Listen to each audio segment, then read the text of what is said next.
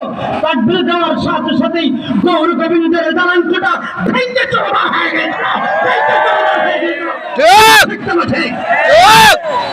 মুসলমান, পূর্বের অস্তিত্বকে ভুলে গেলে চলবে না। আজকের এই ময়দান থেকে, আজকের এই সম্মেলন থেকে আবার সজাগ করে দিতে চাই।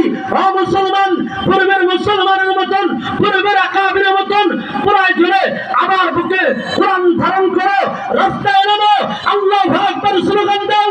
ইনশাআল্লাহ বলতে পারি, আল্লাহু আকবার স্লোগান দিতে দেরি হবে এই বাংলা জমিন থেকে আবারও নাস্তিক বেঈমান পালাতে দেরি হবে না। কথা বলেন ঠিক না?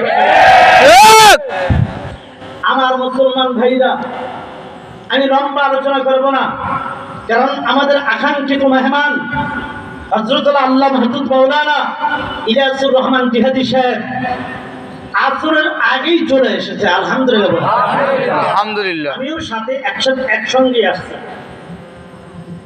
হয়তোবা যেমন ওই দিন একটা মাহফিল মিস্টেক হয়েছে, এটা মানুষের সুবিধা অসুবিধা থাকতেই পারে। অনেকে মনে করে দাওয়াত দেয় নাই, না, বক্তাকে দাওয়াত দেওয়া হয়েছে। এটা ভুল ধারণা। এটা ওনারটা উনিই বলবে, ওনারটা উনি বলবে কোন কারণে মিস্টেক করছে বা কি হয়েছে। আমি এটা বলতে চাই না, সময় নষ্টও করতে চাই না। তবে যেটা বলতে চাই, আজকে আগে আগে নিয়ে আসছি কেন, মানুষের ভিতরে একটা ভুল ধারণা জিহাদি আইবই না। এই জন্য আগে এসে দেখাই দিচ্ছে না, মানুষের সুবিধা অসুবিধা থাকতে পারে, আমি জিহাদি আপনাদের মাঝে আগেই উপস্থিত হয়ে গেছি। ঠিক না? ঠিক ধরেছেন।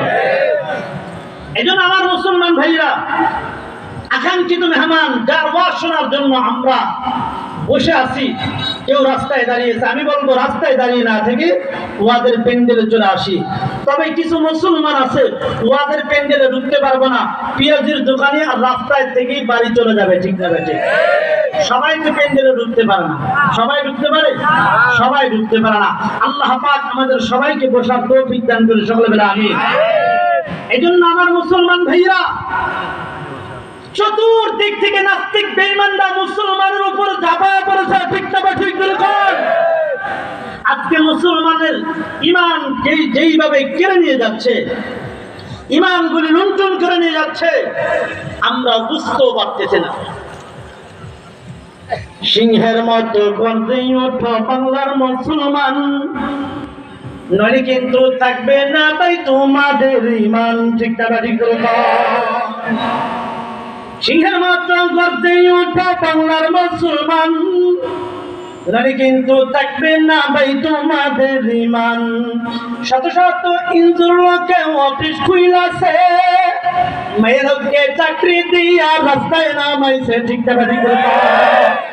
ইমান থাকবো? শত শত ইঞ্জুর লোকে অফিস খুইলাছে, মেয়েরকে চাকরি দিয়া রাস্তায় নামাইছে। ও ভাই হুন্ডা দৌড়াইছে, ও ভাই সাইকেল দৌড়াইছে, ও ভাই ইমান হারাইছে। ঠিক না? ঠিক বলেছেন। ইমান রাখার কোন কায়দা নেই। আপনি চাইবেন না আপনার সামনে এসে দাঁড়ায় থাকে। মুসলমান ভাইরা, লম্বা আলোচনা করতে চাই না, আমি আপনাদের সামনে ছোট্ট ছোট্ট তিনখানা কালিমা তেলাওয়াত করেছি। আমার মুসলমান ভাইরা, সংক্ষিপ্ত সময়ের ভিতরে এই তিনখানা কালিমাকে সামনে দিয়ে কিছু কথা বলার চেষ্টা করব। আমার মুসলমান ভাইরা রে, আল্লাহ পাক রব্বুল আলামিন দুনিয়ার জমিনে যখন কোরআন নাযিল করছেন, কি নাযিল করছেন? কোরআন। কোরআন নাযিল করছেন। আল্লাহ পাক রব্বুল আলামিন যখন কোরআন নাযিল করেছেন, হয়তোবা কোনো আয়াত অথবা কোনো সূরা দুনিয়ার জমিনে নাযিল করার সময় কোন একটা বিষয়কে কেন্দ্র করে, উদ্দেশ্য করে পুরা কোরআনুল কারীমকে নাযিল করছেন। সুবহানাল্লাহু আকবার। সূরা বা আয়াত, সূরা বা আয়াত। তাফসীর কোরআন মাহফিল তাফসীর করার যোগ্যতা আমার নাই। বহুত উলামা একরাম এই জায়গায় আছেন, তারপরে কিছু আলোচনা করার চেষ্টা করবে ইনশাআল্লাহ। অর্থাৎ আল্লাহ পাক রব্বুল আলামিন অথবা পুরা সূরাকে দুনিয়ার জমিনে নাযিল করার সময় কোন একটা বিষয়কে উদ্দেশ্য করে নাযিল করেছে। তাহলে প্রশ্ন জাগে, আমি যেই তিনখানা আয়াতে কারিমা তেলাওয়াত করেছি, আল্লাহ পাক রব্বুল আলামিন এই তিনখানা আয়াতে কারিমাকে কোন বিষয়কে উদ্দেশ্য করে, কোন জিনিসটাকে কেন্দ্র করে দুনিয়ার জমিনে নাযিল করলেন, সেই বিষয়কে যেই উদ্দেশ্য করে নাযিল করেন, ওই আয়াত বা সূরার ওই বিষয়টাকে ওই আয়াত বা সূরার শানে নজুল বলা হয়। কি বলা হয়? আর যখন কি বলা হয়? শানে নজুল বলা হয়। প্রাথমিক অবস্থায় আমি একটু এই তিনখানা আয়াতে কারিমার শানে নজুলটাকে সামনে নিয়ে কিছু কথা বলতে চাই। আল্লাহ পাক এই তিনখানা আয়াতে কারিমা কোন বিষয়টাকে উদ্দেশ্য করে কেন্দ্র করে নাযিল করলেন, আসুন আমরা একটু আলোচনা করি।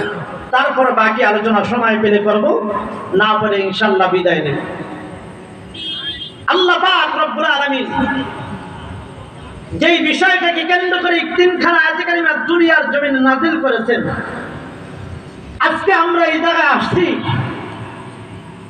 এই জায়গায় আসার দ্বারা মানুষের দিন পরিবর্তন হয়, কলব পরিবর্তন হয়। ঠিক না ঠিক?